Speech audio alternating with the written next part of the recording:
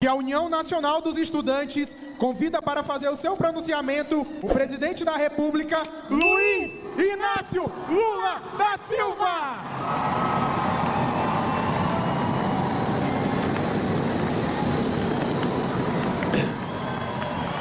Eu tenho dois pequenos problemas. Eu tenho dificuldade de falar quando eu como.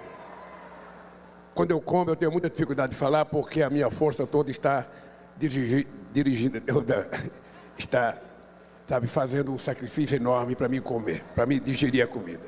E outra que eu tenho dificuldade é quando eu estou com fome, que é agora. Porque já são 2 horas da tarde, 1h30, e eu já deveria estar viajando para Juazeiro da Bahia e depois Juazeiro do Ceará. Eu fiquei aqui ouvindo o discurso dos companheiros e das companheiras, e eu queria começar parabenizando a direção da UNE, em nome da sua presidenta Manuela. Eu digo todo dia de que eu sou muito grato a todo o papel que a UNE teve nos meus 2 primeiros mandatos como presidente, nos mandatos da Dilma Rousseff e agora nesse 3º mandato. Porque a UNE é responsável pelo fato da gente ter conquistado tantas coisas no ensino deste país. E eu sei que muitas vezes não foi fácil a UNE estar do nosso lado. Tinha oposição dentro da UNE e no movimento estudantil.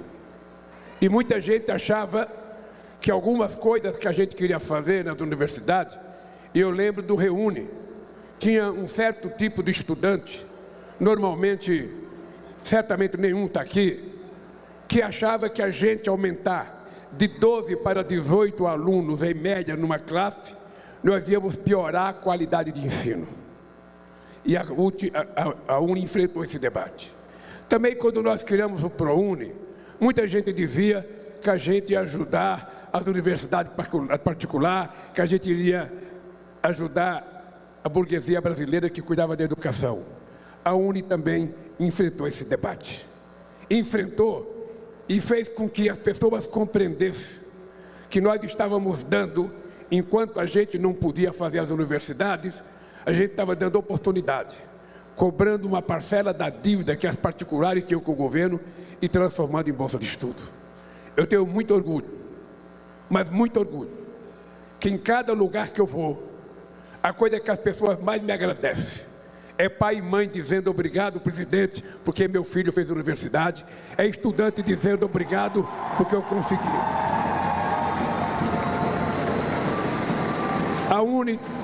A UNE também me ajudou muito quando nós resolvemos fazer com que o FIES funcionasse de verdade. O FIES não foi criado no meu governo. O FIES já existia. Qual era o problema do FIES? É que quando o estudante ia na Caixa Econômica Federal pedir um crédito para ele estudar, a Caixa Econômica pedia um fiador. E quem é que quer ser fiador de estudante? Quem quer? Na fábrica, quando a gente vai precisar de um fiador, você chega num amigo teu, companheiro, eu estou mudando de casa, eu fui despejado de outra casa, você não quer ser meu fiador? O cara nunca diz não. Ele fala para você, pode deixar que eu vou conversar com a minha mulher. Aí no dia seguinte ele chega e fala, minha mulher me deixou. E como a gente sabia que nem pai quer ser fiador de um estudante, porque o pai não tem dinheiro, nós resolvemos que o Estado iria ser o fiador dos estudantes brasileiros que fossem pegar crédito do FIES. Essas coisas não foi pouco, porque em poucos anos nós dobramos o número de universidades, o número de estudantes nas universidades brasileiras, de 3,5 milhões, hoje com quase 9 milhões de estudantes na universidade. É pouco, Manuela? Proporcionalmente à nossa população, ainda é pouco. Se a gente comparar o Chile, se a gente comparar a Argentina, mas é muito diante daquilo que a elite brasileira não fez durante 400 anos. Eu faço questão de repetir para vocês. Para vocês saberem o tipo de elite que dirigiu esse país em 500 anos. É importante vocês saberem. Santo Domingo, aonde o navio de Colombo chegou em 1492, na República Dominicana, teve a sua primeira universidade, feita pelo rei da Espanha, em 1532. 40 anos depois que foi descoberto, a República Dominicana já tinha Universidade Federal. Você sabe a nossa, quando foi criada? A nossa primeira universidade foi criada em 1920. 420 anos depois da descoberta. Me parece que fica clara a diferença do avanço de outros países com relação ao Brasil, porque me parece que a elite brasileira achava que índio não precisava estudar, que escravo não precisava estudar, e que os bancos pobres tinham que cortar cana também. E eles não perceberam que isso levava o Brasil a um atraso que nós somos vítimas até hoje. Vocês pensam que eu tenho orgulho? Eu não tenho orgulho de dizer para ninguém que eu não tenho diploma universitário. Isso não é motivo de orgulho para alguém dizer, mas eu não tenho diploma universitário. Mas fui o presidente que mais fez universidade na história desse país, mais fizemos escolas técnicas e mais investimos na educação. Por uma razão simples. Por uma razão simples. Quando eu cheguei na presidência da República, eu tinha na minha imagem o fracasso do Walesa na Polônia. O Walesa fez greve nos mesmos anos 80 que eu fiz. Enquanto a gente fazia greve na Volkswagen, na Mercedes e na Ford, ele fazia greve no estaleiro de Gdansk. Pois bem, Walesa foi eleito presidente da Polônia, apoiado pela elite internacional, aqueles que queriam derrubar o comunismo. Ele foi eleito. 4 anos depois, ele foi candidato à reeleição. Teve 0,5% de voto. E eu tinha medo, será que a gente vai conseguir governar esse país? Será que a gente vai conseguir fazer aquilo que a gente mesmo reivindica? Porque o desafio para nós da esquerda, para nós progressistas, para nós democráticos, o nosso papel não é atender os outros, é atender a nossa própria reivindicação. É saber se a gente é capaz de fazer aquilo que nós reivindicamos dos outros. Esse era o meu desafio. E é por isso que eu comecei a fazer universidade, fazer extensões universitárias, e é por isso que nós começamos a fazer institutos federais. Agora, quando terminar o meu mandato em 2026, nós vamos ter 782 institutos federais espalhados por esse país. E ainda é pouco. Em 100 anos, a elite brasileira fez 140. E nós, em pouco mais de 15 anos, vamos fazer 3 vezes o que eles fizeram num século. E ainda é pouco. Por isso eu queria dizer para vocês, uma coisa que você tem que ter claro, eu fico ouvindo o discurso, mas eu quero que nós pensemos estrategicamente o que a gente quer desse país. Vocês precisam lembrar que a esquerda toda que está aqui não tem mais que 140 deputados no Congresso Nacional, de 513 deputados. Você tem que lembrar disso. Você tem que lembrar que nós devemos ter 12 senadores em 81. E para a gente aprovar alguma coisa, você tem que ter pelo menos metade. Por que eu estou dizendo isso? Porque é preciso a gente transformar o nosso sonho, o nosso desejo em ação. É preciso o PT se perguntar por que o PT é capaz de eleger um presidente da República 5 vezes, Lula e Dilma, e só fez 70 deputados federais. Por que o PCdoB fez tão poucos deputados federais? Por que o PSB fez tão poucos deputados federais? Nós achamos que o nosso discurso é o verdadeiro. Será que o povo está nos compreendendo? Será que o povo está nos entendendo? Porque uma estratégia para a gente poder aprovar tudo o que a gente quer é a gente ter uma maioria no Congresso Nacional. Vamos pegar o México agora como exemplo.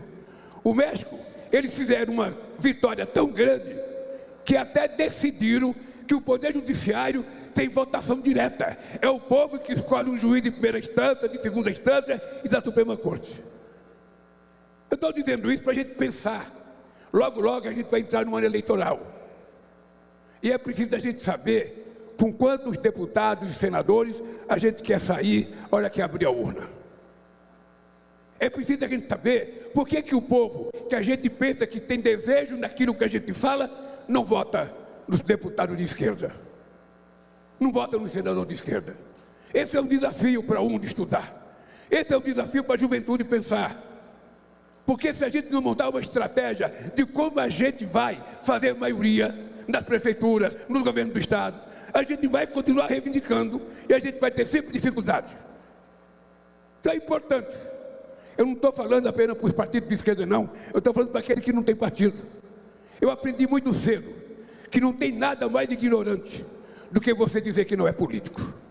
Não tem nada mais pobre do que você dizer, eu não sou político, porque nós somos políticos no dia que nascemos. Quando você chora, você está fazendo política. Quando você quer comer, você está fazendo política. E é importante que a gente transforme essa coisa que é da natureza em coisas pensadas, estrategicamente pensadas. Então é importante, companheiro, você ter consciência. Vocês tiveram no governo do Lula e no governo da Dilma uma coisa que nenhum outro estudante teve na história desse país. Nenhum outro estudante.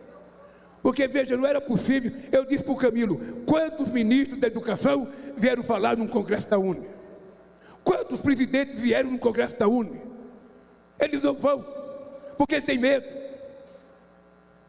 E não atendem sequer reitores. A reitora sabe de que nem ministro da educação e nem presidente, se não somos nós, não recebe reitor, com medo de reivindicação. Pois eu queria dizer para vocês, reivindique, enquanto é tempo de reivindicar, porque a gente pode fazer com que as coisas aconteçam nesse país. Eu estava no final do meu primeiro mandato, em 2010, em Caruaru, inaugurando a faculdade de medicina. E estava lá o companheiro da UNE, o presidente da UNE, que eu não estou vendo ele aqui, o ex-presidente da UNE. Não, não é o Peta, não. Não é o Peta, não. É Bem, e ele falou assim para mim, ô Lula, eu não tenho mais do que reivindicar. Você já atendeu tudo. Eu falei, pelo amor de Deus, não diga isso publicamente. Prepara uma nova pauta de reivindicação. Porque enquanto a gente estiver lá, é a chance que a gente tem de transformar as coisas que a gente acha que é bom em realidade. E a gente só pode transformar se a gente for governo. Se a gente não for governo, a gente não consegue transformar. Então é importante que vocês, ao saírem daqui, comecem a pensar que Brasil que vocês querem a partir de 2026. Que Brasil que vocês querem. E não adianta. A gente tem que conversar muito com a juventude. Porque a juventude ela é muito vulnerável à chamada máquina das empresas digitais. Ela é muito vulnerável. E é importante que ela consiga aprender a distinguir a mentira da verdade. Porque tem muito mais mentira do que verdade. E se a juventude não estiver ligada nessa luta, se a juventude não estiver disposta a não repassar bobagem e a tentar fazer com que as pessoas recebam apenas coisas que sejam importantes, a gente vai fazer uma eleição com base numa guerra da inteligência artificial e a gente sabe que o resultado pode ser nefasto. Pode acontecer no Brasil o que aconteceu nos Estados Unidos, o que aconteceu na Argentina. E nós não queremos eleger ninguém via inteligência artificial. Nós queremos eleger via inteligência humana, via compromisso de luta. Eu não quero uma sociedade de algoritmos. Eu quero uma sociedade de humanista. Eu não quero que a pessoa pense com o dedo. Eu quero que a pessoa pense com a cabeça. Eu quero que a pessoa pense com o coração.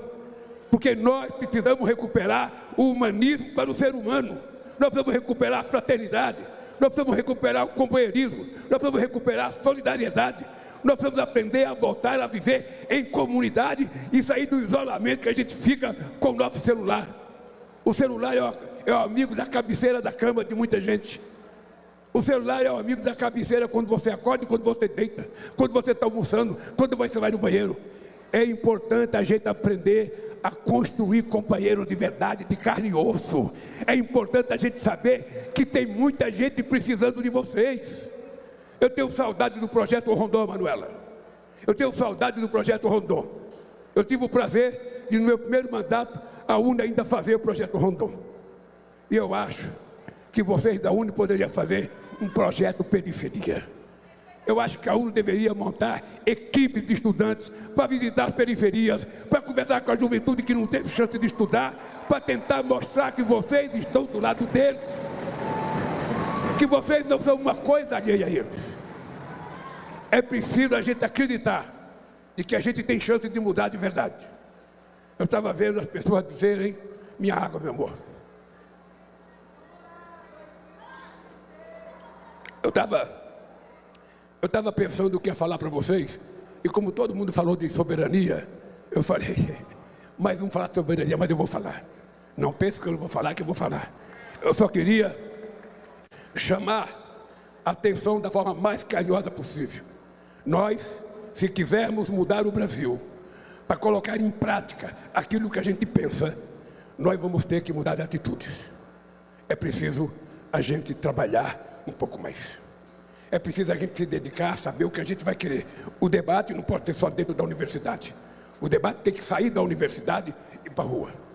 Eu fico imaginando o papel que milhares de jovens como vocês, com muito conhecimento, com muita cultura, podem fazer tentando ajudar a politizar a sociedade brasileira um pouco mais, porque senão ela será enganada pelos mentirosos. Essa era a primeira coisa que eu queria dizer para vocês. Enquanto eu for presidente, Manuela, não tenha medo de fazer pauta de reivindicação, não tenha medo de cobrar, não tenha medo de nos convidar, que nós não deixaremos de visitar os congressos de vocês. A segunda coisa é a questão da soberania desse país. Todo mundo aqui sabe que eu nasci na política fazendo greve. E quando a gente faz greve, a gente faz acordo.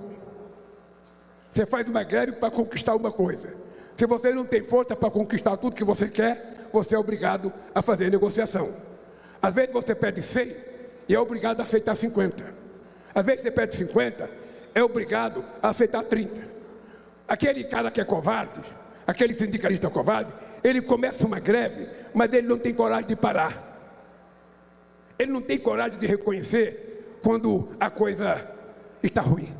Ele não tem coragem de dizer, porque como ele falou muita bobagem ao começar a greve, ele não tem coragem de voltar atrás. E aqui tem o Wagner, que foi dirigente sindical, nós somos de uma função, de uma espécie de dirigente sindical, que a mesma coragem que a gente tem de dizer vamos entrar de greve, a gente tem vamos parar a greve.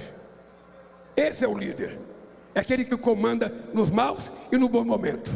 Então eu queria dizer para vocês uma coisa: eu nasci aprendendo a fazer negociação. Eu tenho certeza que o presidente americano jamais negociou 10% do que eu negociei na minha vida. Jamais.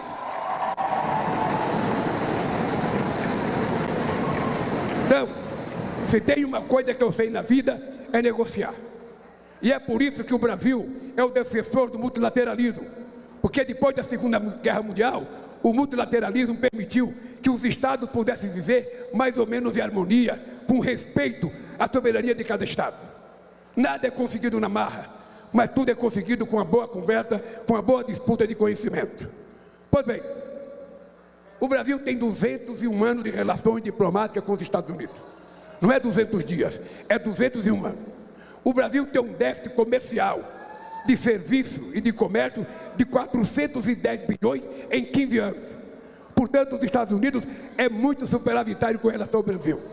É por isso que a gente não aceita a ideia do presidente mandar uma carta via o e-mail dele, dizendo que a partir do dia 1º, se não libertar o Bolsonaro, sabe, que vai taxar em 50%. Nós vamos responder da forma mais civilizada possível e da forma que um democrata responde.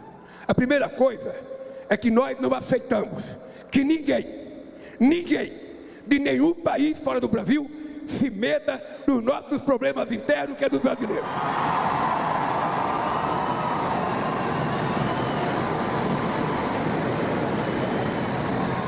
É a primeira vez na história desse país que nós temos 3 generais de 4 estrelas presos. É a primeira vez na história desse país. E não estão presos à toa, estão presos porque tentaram dar um golpe. Inclusive com insinuações de que era preciso matar o Lula, matar o Alexandre de Moraes e matar o meu vice. Não tiveram coragem de fazer, possivelmente porque no dia da posse tinha muita gente. Então essa gente vai ser julgada. Não vai ser julgada porque o Lula quer que ele seja julgado. Eu não sou juiz. Vai ser julgada porque eles mesmos se autodelataram e quem está julgando eles são os ministros da Suprema Corte com base nos autos do processo. E eu disse ontem para a imprensa, se o Trump morasse no Brasil e ele tentar fazer aqui no Brasil o que ele fez no Capitólio, certamente ele também estava julgado e poderia ser preso. Certamente. A segunda coisa, além de pedir de forma desrespeitosa que a gente não mexesse com o Bolsonaro, que ele não é amigo do Bolsonaro, ele disse na televisão ontem, eu não sou amigo dele, mas ele é boa gente, ele fez o bem para o Brasil, ele fez o bem para o Brasil, todo mundo aqui sabe qual foi o bem que ele fez para o Brasil, todo mundo sabe. Ele ainda vai ser processado pela Covid-19, pela quantidade de gente que morreu, sob a responsabilidade, da irresponsabilidade dele. Agora, manda o filho dele para os Estados Unidos, vai lá pedir para o Trump me absorver, vai lá pedir, vai. E fica abraçado na bandeira americana, esse patriota falso. Nós vamos tomar a bandeira verde e amarela. A bandeira verde e amarela vai voltar a ser do povo brasileiro. O Bolsonaro que se abraça a bandeira americana, transfira seu título para lá e vai voltar lá. Porque aqui quem manda somos nós brasileiros. Então, uma outra coisa grave que ele falou. Primeiro, ele não tinha informação da questão comercial. Ele foi um superavitário. Segundo, ele disse, eu não quero que as empresas americanas, as empresas de plataforma, sejam, cobradas no Brasil. Dizer uma coisa. O mundo tem que saber o seguinte. Esse país só é soberano porque o povo brasileiro tem orgulho desse país. E eu queria dizer para vocês que a gente vai julgar e vai cobrar imposto das empresas americanas digitais.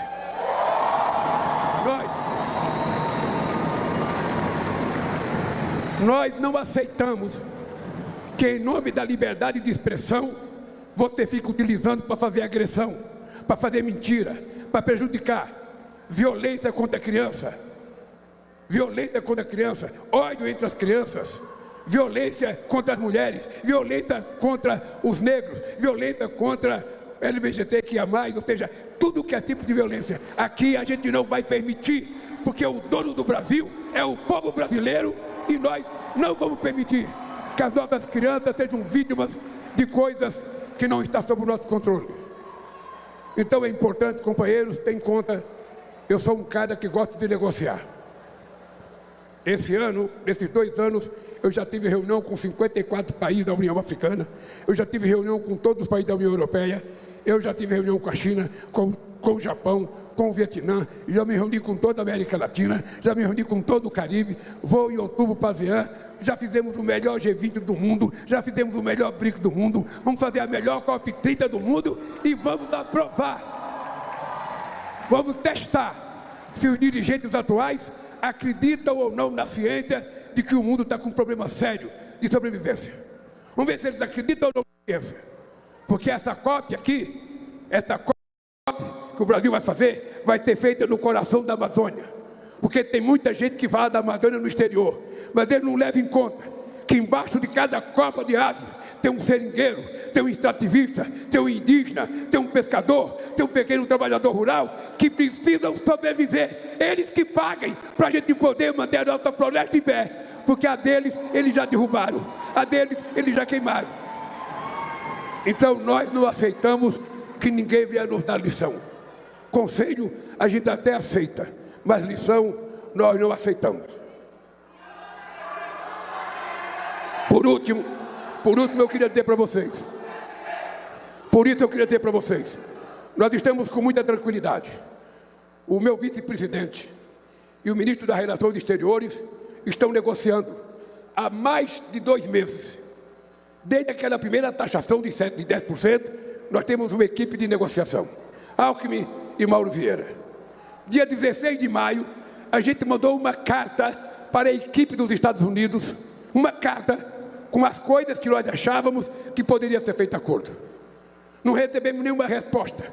A resposta que nós recebemos foi a matéria publicada no jornal, no e-mail dele, no zap dele, no portal dele, porque ele não se dignou sequer a mandar uma carta, como a gente manda para o presidente da República.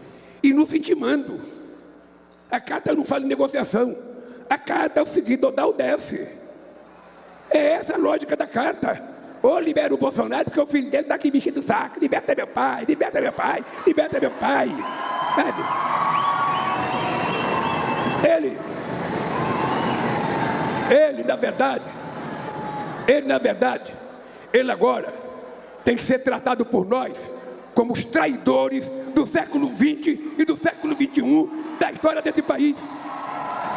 Ele que não venha mais falar da bandeira verde e amarela, ele que tem a vergonha, se esconda da sua covardia e deixa esse país viver em paz, porque eles não tiveram nenhuma preocupação com os prejuízos que essa taxação vai trazer ao povo brasileiro, que vai trazer à indústria, à agricultura, ao serviço, ao salário do povo. Nenhuma preocupação. Então eu estou muito tranquilo. Eu sou jogador de truco. Quando o cara truca, a gente tem que escolher. Eu corro ou eu grito feio na orelha dele. Então, eu estou jogando. O Brasil gosta de negociação. O Brasil respeita a negociação. O Brasil respeita o diálogo. O Brasil não tem contencioso com nenhum país do mundo. Mas um cara que nasceu em Caetés, saiu de São Paulo, chegou em São Paulo com 7 anos de idade, comeu pão pela primeira vez com 7 anos, sobreviveu, criado por uma mãe com 8 filhos, sabe? Chegou à presidência da República, não é um gringo que vai dar ordem a esse presidente da República. Não é.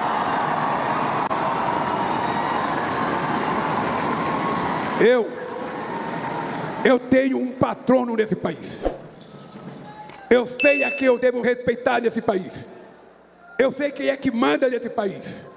Eu sei quem faz desse país ser o que é. O nome dessa pessoa só tem 4 letras. Chama-se povo brasileiro. É a ele que nós respeitaremos. E é por conta dele que a gente vai lutar para que o Brasil seja respeitado nos Estados Unidos e no mundo inteiro, como já é. Um abraço, bom congresso e até o próximo congresso da UNE.